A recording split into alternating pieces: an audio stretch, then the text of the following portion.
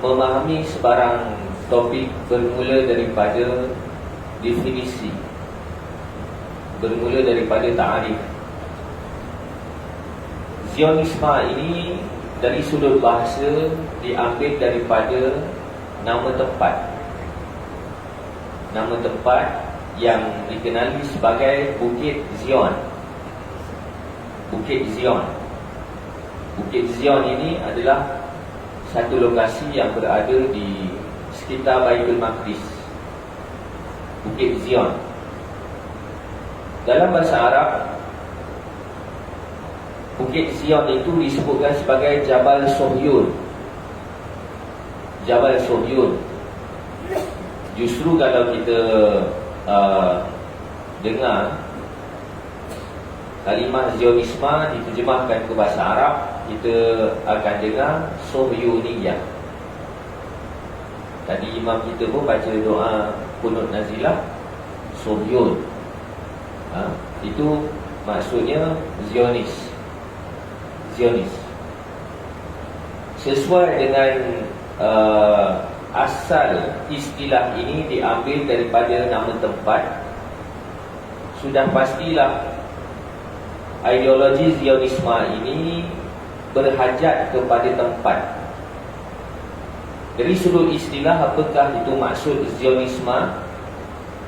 Zionisme adalah gerakan yang berusaha, yang bercita-cita mendapatkan daulah untuk Yahudi di Baitul Maqdis ataupun di Jerusalem, seperti takwilan kitab suci mereka. Dalam Bible ada satu bahagian yang dikenali sebagai bahagian Book of Revelation, Safar Ru'ya, yang membahaskan berkaitan dengan takwilan akhir zaman. Jadi makna Zionisme ini, ia adalah sebuah gerakan yang membawa ideologi. Ini kita perlu faham, Zionisme bukan agama. Dia bukan agama, sekalipun dorongan utama Zionisme adalah daripada kepercayaan politik agama. Tapi nak kata Zionisme ni agama, tidak. Kerana kita akan dapati ada Yahudi yang anti-Zionis, dan ada bukan Yahudi tapi Zionis. Bukan semua Yahudi itu Zionis, dan bukan semua Zionis itu Yahudi. Ini kita kena faham. Kalau kita ada kesempatan, kita akan bahaskan juga. Terdapat juga Muslim Zionis. Dapat Muslim Zionis. Jadi ideologi gerakan ini adalah bercita-cita untuk mendapatkan daulah untuk Yahudi di Baitul Maqdis. Di Baitul Maqdis ataupun di Jerusalem. Bukan sekadar itu, kawasan yang diidamkan mencakupi dua sempadan sungai, iaitu sempadan Sungai Furat dan sempadan Sungai Nil. Kawasan yang besar membabitkan sebahagian dari Iraq, Syria, Lebanon, Palestin, Jordan, sebahagian dari Saudi dan sebahagian dari Mesir, yang disebutkan sebagai The Greater Israel. Ini kalau kita cuba fahami secara mudah, itulah yang dibawa oleh Zionisme. Baik, sejarah awal gerakan Zionisme ini bermula daripada Kongres Zionis yang pertama, yang telah berlangsung di Switzerland pada tahun 1896. Saya tak ingat sama ada 1896 ataupun 1897. Antara dua tarikh itu. Persidangan pertama yang membahaskan agenda perlu mendapatkan satu kawasan yang dijanjikan kononnya oleh Tuhan kepada Yahudi. Daripada persidangan itulah terlantik founding father kepada Israel pada hari ini yang bernama Theodor Herzl. Theodor Herzl. Dan Theodor Herzl inilah yang tercatat di dalam sejarah mengadakan perundingan beberapa kali dengan Sultan Abdul Hamid yang kedua, Sultan Khilafah Osmaniyah yang mandiri, yang terakhir. Yang selepas itu ada, tapi bawah telunjuk British. Tapi yang mandiri, yang terakhir ini, Sultan Abdul Hamid yang kedua. Perundingan untuk pihak Zionis membeli sebidang tanah milik Sultan sendiri di Palestin. Di dalam catatan sejarah, kalau kita cross check antara memoir Sultan Abdul Hamid yang kedua dan diary Theodor Herzl ini menceritakan peristiwa yang sama. Pihak Zionis menawarkan 150 juta lira British waktu itu sebagai imbalan kepada penjualan tanah. Sultan Abdul Hamid menyebutkan, kalau bahasa kita ini, langkah mayat aku takkan jual. Ini tanah milik umat Islam, walaupun geran dia.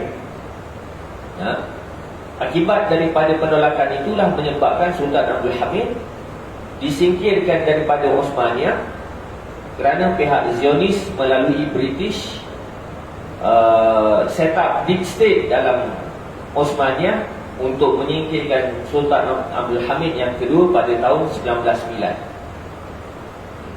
Baik, daripada Kongres Zionis 1896 itu telah dimasyhurkan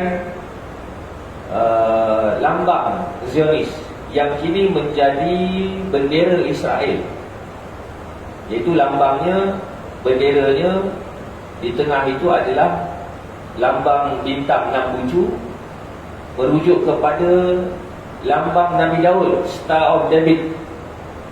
Dan di atas itu ada garisan melintang, bawah bintang itu pun ada garisan melintang. Dua garisan melintang itu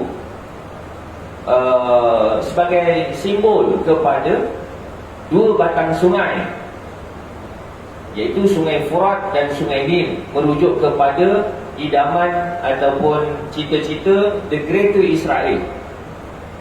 Sungai Furat dekat mana? Sungai Furat mengalir dari Turki, Syria, Iraq, sebelum keluar ke Teluk. Jadi itu kawasan. Dan begitu juga kawasan sungai yang satu lagi adalah Sungai Nil. Kalau kita rujuk di dalam hadis, dalam peristiwa Mi'raj, Nabi kita telah ditunjukkan dari atas langit 4 batang sungai.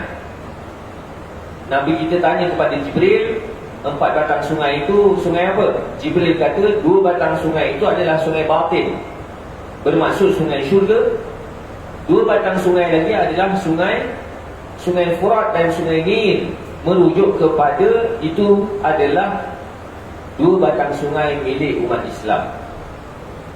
Jadi kalau siapa yang ingat, tahun lepas ataupun 2 tahun lepas saya telah bahaskan berkaitan dengan peristiwa Isra' dan Mi'raj, dan kita dapati simbol-simbol cita-cita Zionis itu mirip dengan apa yang difahami oleh umat Islam, kerana mereka telah ciplak segala sejarah dan kefahaman umat Islam sejak daripada dahulu, kemudian mereka memfailkan kononnya itu adalah sejarah Yahudi. Baik, jadi itu sejarahnya Zionis.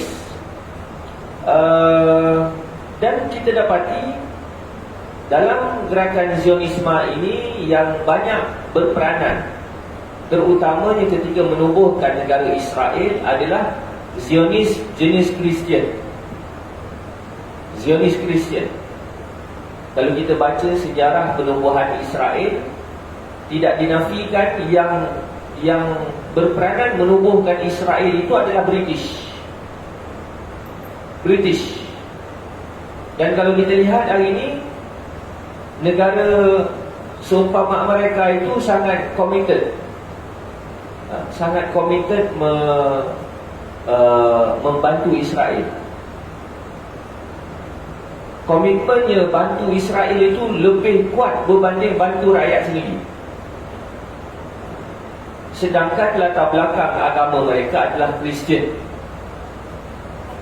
Yang negara Israel ni adalah negara Yahudi. Kenapa mereka nak bantu sangat? Kerana Zionis Kristian.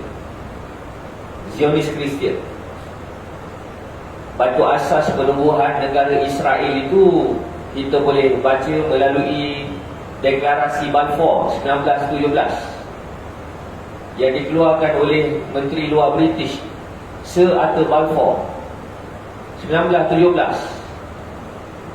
Dalam wording Deklarasi Balfour itu menyebutkan British mendapat mandat dan memberikan ruang kepada, dia tak sebutkan Jews, dia tak sebutkan Yahudi, tapi sebutkan Zionis, untuk mula bertapak di Palestin setelah British memperolehi mandat hasil daripada adu domba British ke atas dunia Islam. Kerana setahun sebelum itu 1916 berlaku Arab Revolt, Revolusi Arab. Baik. Apakah doktrin utama Zionisme? Doktrin utama Zionisme adalah yang pertama, mendapatkan wilayah yang dijanjikan.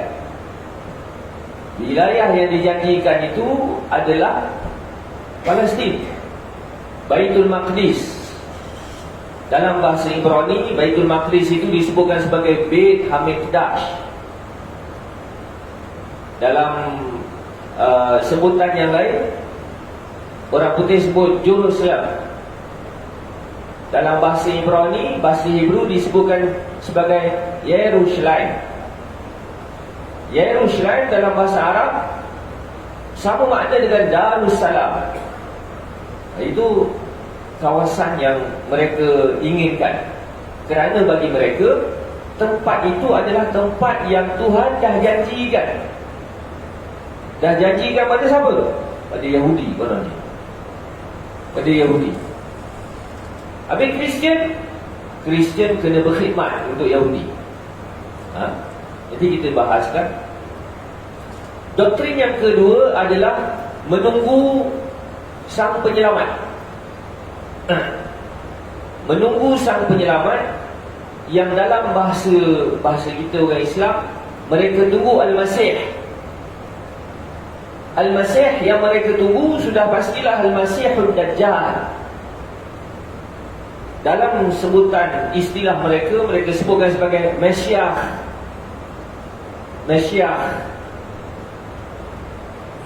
Kita tengok nekat yang ditunjukkan oleh Israel pada hari ini. Seakan-akan mereka desperate untuk buktikan sesuatu. Kerana memang berdasarkan kepercayaan mereka, peperangan kali ini adalah peperangan untuk menanti kedatangan Mesiah, Al-Masihud Dajjal. Dan ramalan akhir zaman, salah seorang pendeta Yahudi yang cukup terkenal yang sudah mati, Rabbi Menachem, dia meramalkan bahawasanya Netanyahu adalah PM terakhir Israel. Sebelum Israel itu diperintah oleh Mesiah. Jadi kerjanya adalah mempersiapkan persiapan zahirnya Mesiah. Kalau dalam konsep kita orang Islam, barangkali Netanyahu tu macam Imam Mahdi. Kerjanya persiapkan situasi supaya Mesiah tu layak keluar. Ini doktrin yang kedua, tunggu.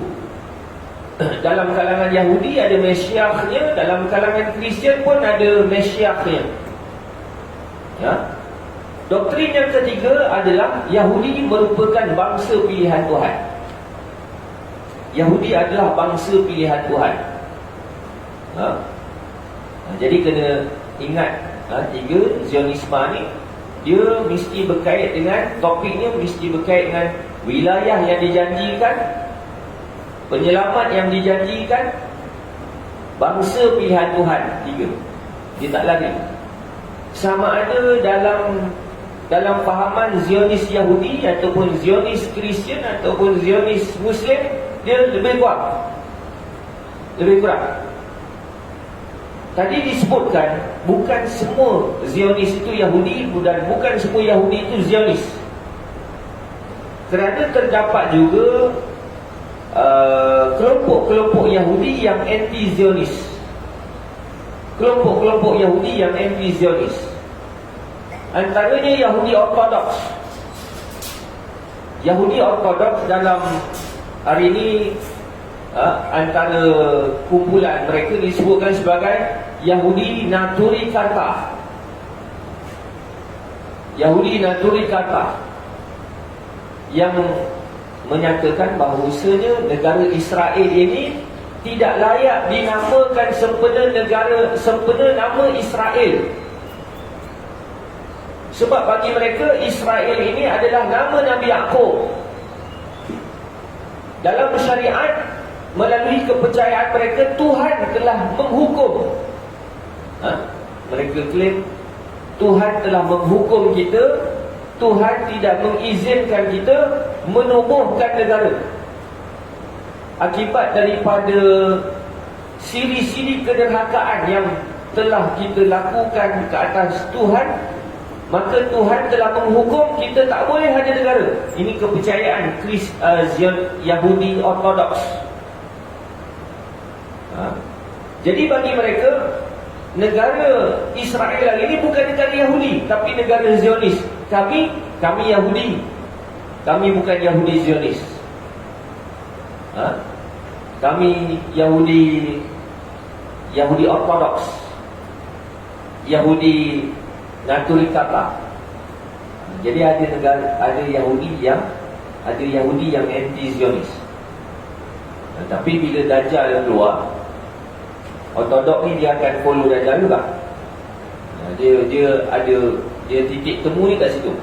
Tapi untuk proses menunggu, mereka anti-Zionis. Mereka anti-Zionis. Baik.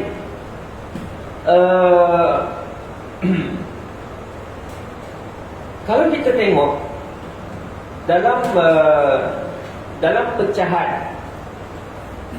pecahan antara Zionis Yahudi dan Zionis Kristian serta Zionis Muslim, yang tadi secara kefahaman asas telah pun dinyatakan.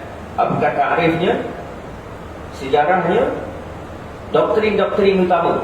Itu kita kena faham. Itu kita kena faham. Adapun di sana ada Zionis Kristian. Ada Zionis Kristian. Zionis Kristian ini yang mewakili kepentingan ataupun kecenderungan daripada negara-negara barat. Kita boleh lihat secara zahir. Dalam kitab As-Suhyuniyah Al-Masihiyah yang ditulis oleh Muhammad As-Sammak. Muhammad As-Sammak ini adalah seorang pemikir Lubnan yang banyak menulis berkaitan dengan latar pemikiran Zionisme. Dia ditulis berkaitan dengan Kristian Zionis. Dia ditulis berkaitan dengan takwilan akhir zaman versi mereka. Satu buku tajuknya Yadullah. Tajuk buku Yadullah. Tapi dalam buku tu membahaskan takwilan. Gog and Magog, Ya'juj wa Ma'juj di sisi mereka siapa? Dajjal di sisi mereka siapa? Al-Masih, Jesus Christ di sisi mereka siapa? Perang akhir zaman macam mana? Malhamah itu ditulis dalam buku itu. Baik, apakah doktrin utama Kristian Zionis? Doktrin utama Kristian Zionis yang pertama, Yahudi adalah bangsa pilihan Tuhan, Sya'bullahi Mukhtar. Jadi ada lanjutan daripada fahaman Zionis tadi tu. Yahudi adalah bangsa pilihan Tuhan. Jadi pelik, kenapa Kristian Zionis ini dia tetap berpegang melebihkan Yahudi? Kita akan dapati polisi-polisi Kristian Zionis ini dia sentiasa melebihkan Yahudi dan menempatkan kedudukan mereka sebagai pelaksana kepada segala kepentingan Yahudi. Kalau kita faham sejarah Kristian, kita tak pelik. Sebab yang menumbuhkan, yang mengasaskan agama Kristian ini adalah Yahudi. Macam mana pendeta Yahudi boleh menyamar dalam kalangan orang Islam? Pendeta Yahudi Yunani yang namanya Paulus yang dikenali Saint Paul, itu pendeta Yahudi. Dia menyamar masuk dalam kalangan orang Islam, menyamar sebagai agamawan, kemudian menyebarkan fahaman yang menyesatkan, antaranya mempertuhankan Nabi Isa. Akhir sekali terbentuklah agama baru, agama Kristian, sedangkan Nabi Isa ajar agama Islam. Jadi asas agama Kristian ini diasaskan oleh Yahudi. Maka tidak pelik akhir sekali Kristian ini dibentuk untuk melaksanakan kepentingan khususnya politik agama Yahudi. Baik, apakah ini dimaksudkan sebagai Yahudi adalah bangsa pilihan Tuhan, Sya'bullahi Mukhtar? Apa yang dimaksudkan Yahudi itu bangsa pilihan Tuhan? Saya rujuk yang dijelaskan oleh seorang jurnalis Yahudi tapi dia anti-Zionis. Dia Yahudi tapi dia anti-Zionis. Namanya Gideon Levy. Dia maksudkan yang dikatakan bangsa pilihan Tuhan itu, yang pertama adalah undang-undang hanya terpakai ke atas selain Yahudi. Segala ketetapan moral dan undang-undang ini selain Yahudi je kena. Yahudi tak kena. Yahudi adalah, bila Yahudi tak kena, Yahudi sebagai apa? Yahudi adalah pentarif, penentu, pendefinisi kepada sistem nilai. Jadi nak kata betul ke tak betul, ganas ke tak ganas, adil ke zalim, yang tentukan siapa? Yang tentukan Yahudi. Yang tentukan Yahudi. Mereka bebas dari sebarang sistem nilai yang sejagat. Orang lain kena. Sebab itu kita akan sedar semacam wujudnya paradoks. Macam mana Yahudi Zionis ini disebutkan sebagai Yahudi sekular. Sekular ni tak pegang pada agama, tak kait dengan agama ni. Tak kait dengan agama. Begitu juga kalau kita tengok negara-negara barat yang sangat pro kepada Israel, dokumen mereka adalah sekular. Tapi kepercayaan mereka, dorongan utama mereka adalah agama sebenarnya.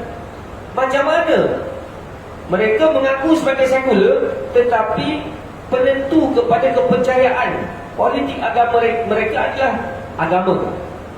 Sebab apa? Yang tak boleh pakai agama orang lain, kami boleh pakai agama. Itu maksudnya. Itu maksudnya.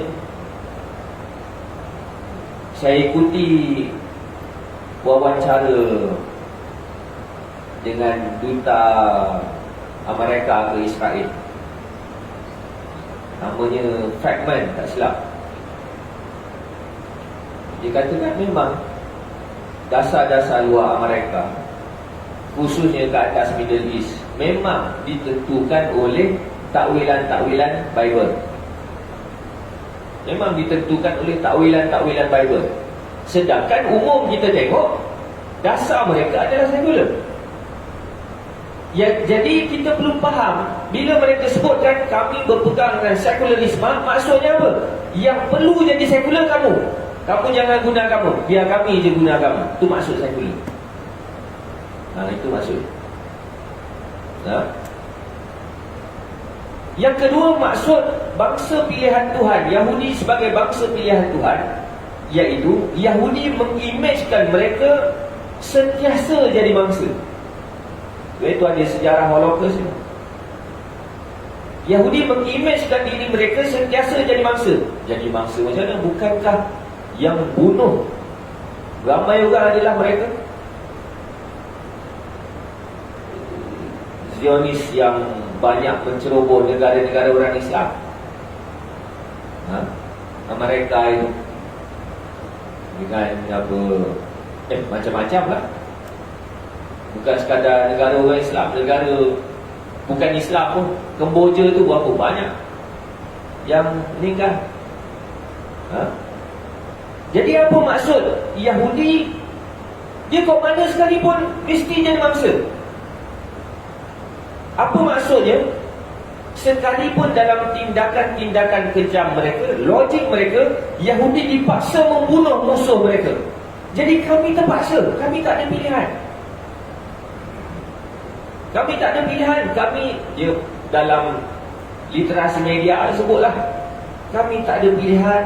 Kami hanya mempertahankan diri. Itu musuh-musuh kami menjadikan hospital sebagai perisai. Kami hanya berdepan dengan human shield. Kami terpaksa. Ini. Jadi bunuh orang pun kami yang jadi mangsa. Kami terpaksa bunuh. Kamu yang paksa kami bunuh. Ini kalau kita tengok dalam pemberitaan yang berlangsung Gaza kan? Yang sekarang berkembang, yang merebak di Lubnan. Tolong jangan paksa kami bunuh. Kami tak ada niat. Kami nak bawa keadilan. Kami nak bawa kemajuan. Kami tak bermusuh dengan kamu. Jangan paksa kami bunuh. Dia jadi begitu. Dia jadi begitu. Sentiasa jadi mangsa. Sentiasa jadi mangsa. Sebab itu cerita-cerita mereka di kononnya dinafikan itu dibesar-besarkan. Yang ketiga, yang benar-benar memiliki sifat manusiawi adalah Yahudi. Yang lain adalah Goyim. Goyim ni binatang penakan. Habis kita ni binatang. Sebab itu nyawa kita ni dia tak ada nilai. Di sisi mereka tak ada nilai. Iraq berapa juta mati. Tuduh dekat Iraq tu ada senjata WMD. Tak ada tu yang juta-juta mati. Dah macam mana? Tak ada nilai. Sebab apa? Selain daripada Yahudi ni Goyim. Selain daripada Yahudi maksudnya Kristian pun Goyim juga. Kalau tak nak jadi Goyim, kena jadi Kristian Zionis. Jadi oleh kerana selain daripada Yahudi ini adalah Goyim, binatang ternakan, maka mereka tidak layak dilayan sebagai manusia. Tak layak dilayan sebagai manusia. Itu berapa. Kalau kita fikir secara logik, yang paling ramai bunuh orang hari ini daripada mana? Yang paling banyak ceroboh negara orang daripada mana? Tetapi kenapa pembulian itu boleh berlaku? Sebab apa? Kami bangsa pilihan Tuhan. Apa-apa pun Tuhan mesti berpihak pada kami. Kamu tak boleh. Dalam propaganda yang diterapkan untuk agenda post-kolonial pada hari ini, topik seumpama keganasan, ekstremisme, keganasan, pengganas, radikalisme, semua anutan berpegang sifat melampau itu adalah sifat yang negatif, yang tak ada siapa setuju. Itu kesepakatan. Tapi yang menjadi masalah hari ini, pendefinisi, pentakrif yang menentukan ganas tak ganas, zalim tak zalim, ekstrim tak ekstrim, bukan sistem nilai secara sejagat, tetapi yang menentukan adalah Zionis. Yang tentukan adalah Zionis. Siapa-siapa yang mengancam kepentingan mereka, maka akan dilabel sebagai pengganas. Dan propaganda inilah yang akan menyebabkan seorang Muslim itu boleh jadi Zionis. Doktrin yang kedua dalam tajuk Christian Zionis, Tuhan telah tetapkan Baitul Maqdis adalah milik kekal Yahudi. Tuhan dah tetapkan milik kekal Yahudi. Bukan milik kekal Kristian, tak. Kristian ni batch yang kedua. Kita kena berkhidmat untuk batch yang pertama, iaitu Yahudi. Yahudi ni milik kekal. Sampai bila-bila? Sampai bila-bila? Kerana naratif ini diambil daripada sejarah pemerintahan Nabi Daud dan Nabi Sulaiman. Nabi Daud memerintah 30 tahun, Nabi Sulaiman memerintah 10 tahun. Ibu ataupun pusat pemerintahannya adalah Baitul Maqdis. Kawasannya meliputi dari Sungai Furat hingga Sungai Nil, Euphrates sampai Nil. Jadi itu adalah milik kekal. Milik kekal. Kita mesti mengembalikan kawasan itu kepada pemiliknya yang kekal, yang telah diberikan oleh Tuhan. Jadi macam mana boleh faham ini? Maka di sinilah kita akan temui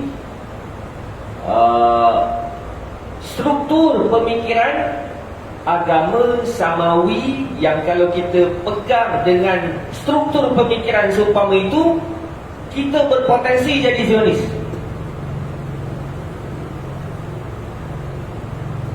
Kita biasakan dengan agama Samawi. Tak silap dalam kuliah-kuliah yang lepas saya dah sebut agama Samawi.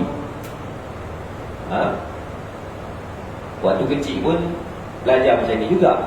Dah besar baru tahu, tak betul. Agama Samawi ni adalah, kononnya agama Samawi ada 3 agama. Siapa pernah dengar cara macam ni? Ini kita kena, kalau pernah dengar dan pernah terpegang cara macam ni, kena perbetulkan. Ini sesat ni. Kononnya agama Samawi ni ambil daripada langit. Langit ni simbol pada wahyu daripada Tuhan. Agama Samawi, agama yang datang daripada Tuhan ni, kononnya ada 3. Kononnya mula-mula agama Samawi adalah agama Yahudi. Lepas Allah turunkan agama Yahudi, Allah turunkan agama Kristian. Lepas Allah turunkan agama Kristian, barulah Allah turunkan agama Islam. Jadi 3 ni adalah agama langit, agama Samawi, berpunca daripada induk yang sama. Induk yang sama apa? Ibrahim. Itu yang dalam bahasa Inggeris disebutkan sebagai istilah Abrahamic religion, agama langit. Tuan-tuan biasa dengar cara fikir macam ni? Biasa dengar? Tak nafi waktu kecil dulu memang saya belajar macam ni. Yang menyebabkan saya pun bingung. Mula-mula belajar tauhid, agama yang diterima oleh Allah adalah Islam. Agama lain tak terima langsung. Tengok-tengok, agama langit, agama daripada Tuhan ada 3. Lepas agama daripada Tuhan tu ada 3, tengok-tengok, ada Nabi Yahudi, ada Nabi Kristian. Nabi Kristian kononnya Nabi Isa, Nabi Yahudi kononnya Nabi Daud, Sulaiman, Musa, Yaqub. Kalau tak faham begini, menyebabkan timbulnya satu lagi spekulasi. Dulu ada Kristian yang beriman, dan dulu-dulu ada Yahudi yang beriman. Jadi cacat apa cara fikir teologi kita. Kekeliruan ini disebarkan untuk menjustifikasikan Zionisme. Rupa-rupanya tapak pemikiran Zionisme ni memang dah ada, tinggal nak on je. Sebab itu kita kena tentang keras fahaman agama Samawi ini. Kita kena faham asas pemikiran di dalam Al-Quran, bahawasanya agama yang diterima oleh Allah, agama yang dikirimkan oleh Allah kepada manusia daripada zaman Nabi Adam sampai kiamat, hanya satu agama, itu agama Islam. Hanya agama Islam. Habis perbezaan para Nabi dan Rasul, bezanya bukan pada agama, tapi bezanya hanya pada syariat. Maksudnya yang Allah tukar-tukar tu bukan tukar agama, tapi tukar kitab fiqh sahaja. Ini kita kena faham. Kita kena faham. Dakwaan agama Samawi ini, kalau kita lihat di dalam Al-Quran, telah pun disanggah awal-awal. Bermaksud sejak daripada zaman Nabi, Yahudi klaim, kami bawa agama Ibrahim, Yaqub, Musa, Daud, Sulaiman. Kamu Muhammad, kamu ni lewat tiru-tiru je. Kami paling awal.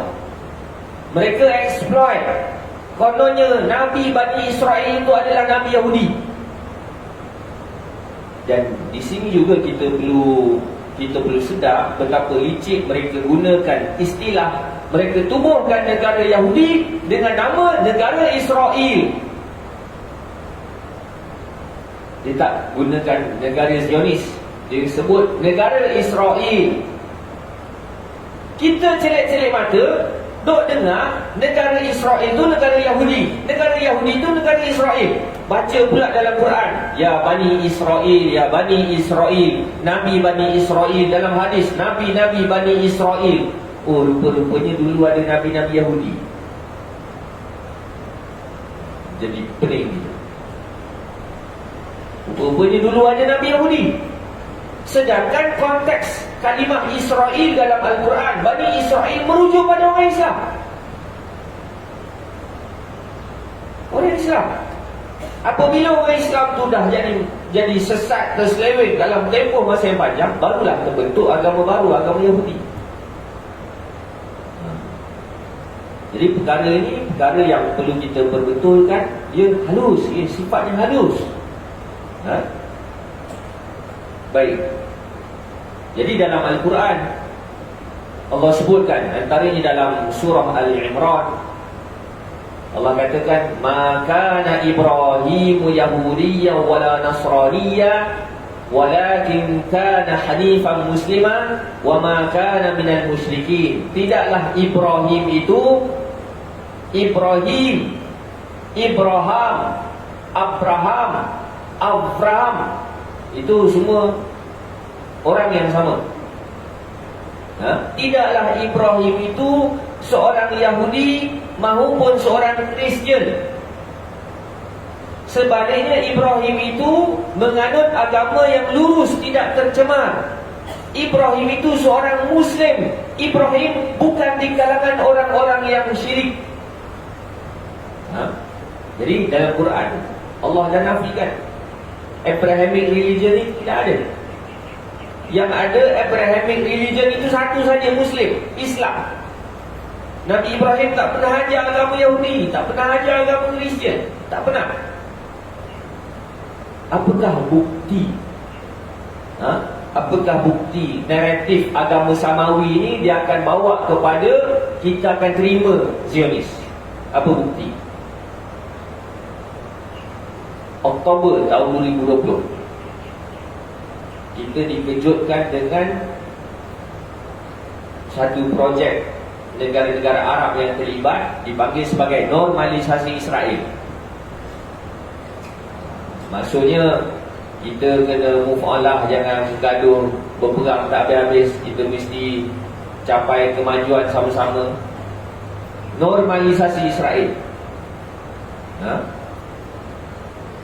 Tak payah sebut negara lah kan, sensitif pula. Oktober 2020, sebulan sebelum normalisasi Israel itu, September 2020, terlebih dahulu dibuat Abraham Accord, Perjanjian Ibrahim, yang membabitkan 3 agama, iaitu agama Yahudi, agama Kristian, agama Islam. Seakan-akan satu perjanjian, kita jangan gaduh sebab kita ni adik-beradik. Adik-beradik apa? Abrahamic religion. Jadi bila kita ni adik-beradik sama-sama datang daripada Ibrahim, kita kena berkhidmat untuk siapa? Berkhidmat untuk yang first kali. Yang first apa? Yahudi. Jangan ke situ. Jangan ke situ. Pada tahun 1833, lanjutan daripada kepincangan pemikiran yang disanggah oleh Al-Quran awal-awal, seorang penulis teolog, Abraham Kuyper, 1833, dia tulis buku Jews and Arabs. Dalam buku itu dia cuba menekankan Muhammad ni kerjanya ciplak agama Yahudi je. Kerjanya ciplak agama Yahudi. Jadi dia gambarkan bahawa sering Islam ni agama last. Sedangkan memang antara cerita Islam dan cerita Yahudi itu ada persamaan. Sebab apa? Sebab Yahudi itu asalnya Islam. Nabi Daud, Nabi Sulaiman, apa semua itu adalah Islam. Yahudi yang mereka atasnamakan agama mereka dengan agama Bani Israel, itu telah pun dijelaskan dalam Al-Quran betapa Bani Israel itu adalah Muslim. Dalam surah Al-Baqarah ayat 133, Allah katakan, am kuntum syuhada iz hadara Ya'qub al-maut iz qala li banihi ma ta'buduna min ba'di qalu na'budu ilahaka wa ilaha abaika Ibrahim wa Ismail wa Ishaq ilaha wahida wa nahnu lahu muslimun. Allah sangkahan ahli kitab zaman Nabi. Maksudnya isu ni bukan baru, sejak zaman Nabi lagi argument ini. Mereka klaim, Allah katakan, apakah kamu semua puak-puak ahli kitab menjadi saksi ketika Ya'qub siapa? Ya'qub Israel. Nama lain bagi Ya'qub adalah Israel. Apakah kamu menjadi saksi ketika Ya'qub ataupun Israel nazak nak meninggal? Ya'qub bertanya kepada anak beranaknya. Anak beranak Nabi Ya'qub adalah Bani Israel. Tanya pada anak beranaknya, kamu semua nak sembah siapa lepas aku ni? Anak beranak Nabi Ya'qub iaitu Bani Israel menjawab, kami tetap akan menyembah Tuhanmu, Tuhan bapamu Ibrahim, Ismail, Ishaq. Itulah satu-satunya Tuhan. Dan kami dengan Tuhan itu, kami ni orang-orang Islam. Jadi kena betul, Bani Israel itu orang Islam, bukan Yahudi. Bukan Yahudi. 100 tahun lepas itu, 1833, seorang penulis teolog, C. Torrey, dia tulis dalam bukunya The Jewish Foundation of Islam. Dia cuba menggambarkan bahawasanya agama Islam ni foundation dia adalah Yahudi. Bila foundation dia adalah Yahudi, habis Muhammad apa? Muhammad kerja ni ciplak Yahudi. Dia ciplak Yahudi. Jadi doktrin yang kedua adalah dia orang yang paling layak duduk Baitul Maqdis ni adalah Yahudi. Dia exploit sejarah ataupun naratif agama Samawi, agama langit. Doktrin yang ketiga, Christian Zionis. Doktrin yang ketiga meyakini syarat Jesus Christ nak turun mesti dirikan terlebih dahulu negara Yahudi. Ini memang betul-betul nampak Kristian dijadikan sebagai pihak yang kerjanya serve Yahudi. Dalam takwilan Book of Revelation, mentakwilkan sampai satu masa di ambang berlakunya kiamat, Jesus Christ akan turun. Itu ada mirip dengan kita. Kita pun beriman Nabi Isa akan turun. Tapi kepercayaan mereka untuk mencukupkan syarat Jesus Christ tu nak turun, kita kena tolong Yahudi tubuhkan negara Yahudi dulu. Pelik tu. Pelik. Ini yang mereka takwilkan dari Book of Revelation, Safar Ru'ya. Jadi disebabkan itu, kalau kita tengok, British sangat bersungguh dirikan negara Israel itu, padahal latar belakangnya Kristian. Sampai hari ini negara-negara barat Kristian, tapi dia punya kesungguhan, komitmen dengan Israel itu luar biasa. Sebab kepercayaan Jesus Christ nak turun, kena cukupkan syarat. Bila ditubuhkan negara Yahudi, diperkuatkan negara Yahudi, sampai satu tahap negara Yahudi itu tak boleh dicabar oleh dunia. Dia nak buat apa pun boleh. Waktu itulah cukup syarat Jesus Christ turun. Ini kepercayaan. Sekarang ini bagi mereka tanda-tanda itu dah jelas. Sebab apa tanda-tanda itu dah jelas? Israel buat apa sekalipun, satu dunia tak boleh buat apa. Satu dunia tak boleh bertindak. Mahkamah antarabangsa keluar waran ke apa, buat tak tahu. Ini tanda bagi mereka. Jadi dalam kepercayaan mereka, bila sampai bila nak berkhidmat dengan Yahudi, bagi mereka kena berkhidmat dengan Yahudi, kena jaga Yahudi betul-betul. Sebab apa? Bila Jesus Christ turun, seramai, menurut kepercayaan mereka, seramai 144,000 Yahudi akan bertaubat masuk Kristian. Ini kepercayaan ini.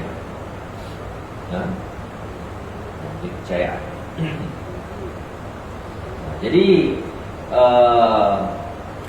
kita selalu disebutkan Yahudi Zionis, tapi kita tak. Kita jarang diperingatkan peranan Kristian Zionis.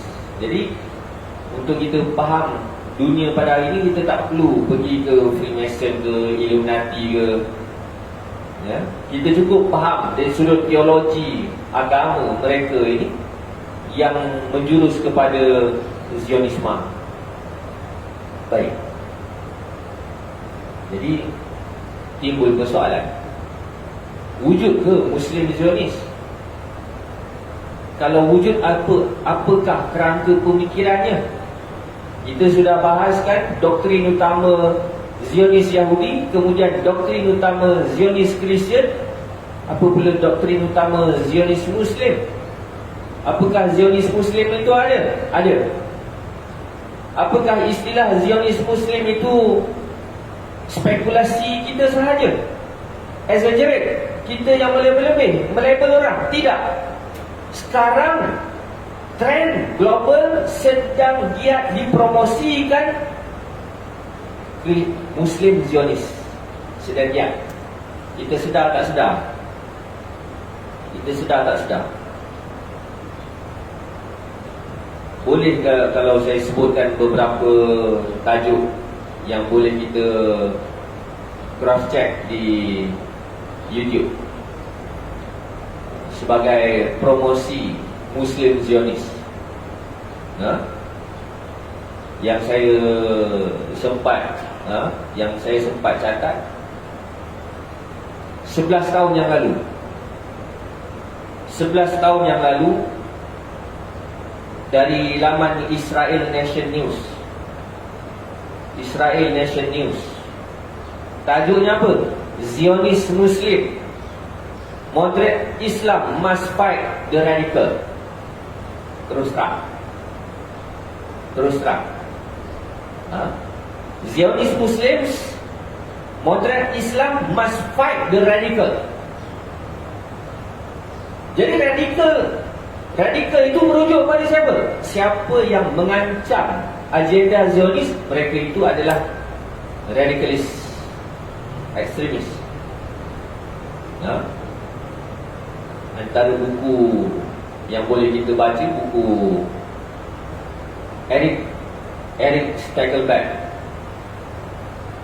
Dia tulis betapa orang-orang Islam itu pengganas.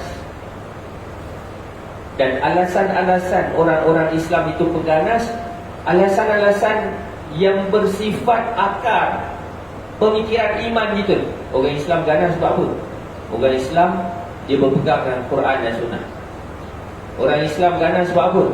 Sebab dalam konsep agama Islam ada konsep kenegaraan. Orang Islam ganas sebab apa? Sebab orang Islam ada syariat untuk mempertahankan diri, namanya jihad. Orang Islam ganas sebab apa? Orang Islam telah pun dimotivasikan oleh Quran dan hadis berkaitan dengan kelebihan-kelebihan mati syahid. Itu takrif mereka. Itu 11 tahun yang lalu. 10 tahun yang lalu, CBN News. Tajuknya apa? How a Pakistani Muslim become a Zionist. Dia Muslim tapi dia Zionis. Kalau tuan-tuan kajian nanti dia cek balik. Boleh tengok balik. Ini 10 tahun yang lalu, 8 tahun yang lalu, 8 tahun yang lalu. Aish Jewish, proud Muslim Zionist. 8 tahun yang lalu.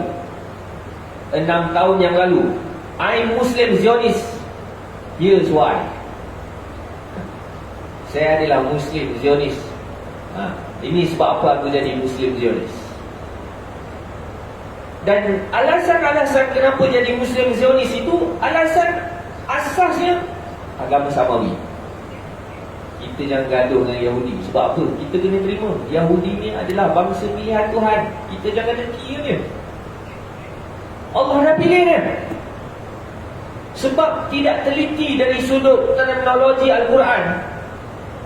Allah dah pilih dia. Sebab apa? Bani Israel. Kan tempat asal Bani Israel adalah Baitul Maqdis. Memang Nabi Yaqub tempat asalnya adalah Baitul Maqdis. Tapi cerita orang Islam. Tapi atas premis agama samawi, dia akan jadi, kita kena bagi laluan. Dia adalah bangsa pilihan Tuhan. Begitu juga yang banyak kalau kita boleh cari balik. Memang itu yang boleh kita gambarkan corak promosi media peringkat global pada hari ini. Sebab itu bila berlaku pergolakan di Gaza kan, sudah ada anak-anak muda yang kata kita jangan canda sangatlah, benda ni bukan agama, benda ni politik je. Padahal krisis ini adalah krisis bertitik tolak daripada agama. Bukan agama dalam fardu ain, pembelajaran fardu ain itu bukan, tetapi dalam motivasi politik agama, religio political konflik. Jadi ini kalau kita boleh rumuskan doktrin utama Zionis Muslim, yang pertama agama Samawi itu, agama Samawi, berpegang dengan agama Samawi. Dan yang kedua, sudah sangat terkesan dengan propaganda Islamfobia. Jadi bila kesan daripada Islamfobia, saban hari tengok TV, tengok media pro barat, pro Zionis, maka telah terbentuk cara fikir yang pertahankan agama itu adalah pengganas. Bila yang pertahankan agama itu pengganas, yang pertahankan umat itu pengganas, akhir sekali yang difahami membawa keadilan, kesejahteraan adalah Israel. Jadi kita jangan tak tahu dalam kalangan tentera IDF tu ada orang Islam. Di kalangan tentera Israel tu ada orang Islam. Macam mana dia orang Islam? Islam Zionis, Muslim Zionis. Ini kita boleh tengok. Waktu solat, dia solat. Waktu puasa, puasa. Bangga. Bangga jadi Zionis. Sebab dia kata, apa salahnya kita berkhidmat dengan bangsa yang awal-awal Tuhan pilih. Kita ni last, sedar diri sikit. Maksudnya macam tu.